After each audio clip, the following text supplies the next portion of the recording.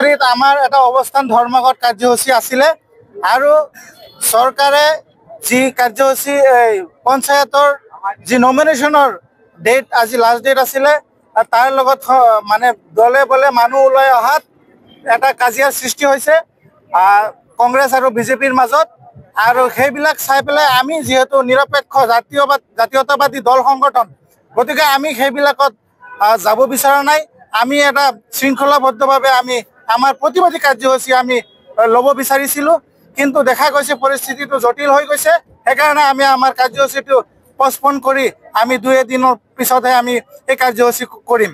আৰু আমাৰ পূৰ্বপুৰুষ, আমাৰ দেউতা আজু ককাসকলে আমাৰ ধৰ্মৰ নামত মছজিদ মাদ্ৰাছা যিবিলাক দান কৰি থৈ গৈছে, আমাৰ সম্পত্তি এইবিলাক চৰকাৰে কিয় হস্তান্তৰ কৰিব বিচাৰিছে, এইটো আমি তীব্ৰভাৱে আমি বিৰোধিতা কৰিছোঁ। আৰু ইয়াত মুছলমানৰ সম্পত্তি কেৱল মুছলমানৰে হয়, যেনেকৈ হিন্দুৰ সম্পত্তি হিন্দুৰ মন্দিৰৰ, তেনেকৈ মুছলমানৰ মছজিদ মুছলমানৰ মাদ্ৰাছা মুছলমানৰে হৈ থাকিব। গতিকে সকলোৱে আমি ওলাই আহি আমি এই 2 দিনতে ইয়াৰ বিৰুদ্ধে প্ৰতিবাদ জনাম। যিহেতু আইন হৈ গৈছে আৰু এইটো সুপ্ৰিম কোৰ্টত কেছো হৈছে বিভিন্ন দল সংগঠনে, আৰু আমি আশাবাদী যে সুপ্ৰিম কোৰ্টে এই বিষয়ত আমাৰ মুছলমানৰ সপক্ষে এটা ৰায়দান দিব বুলি আশা কৰিছোঁ।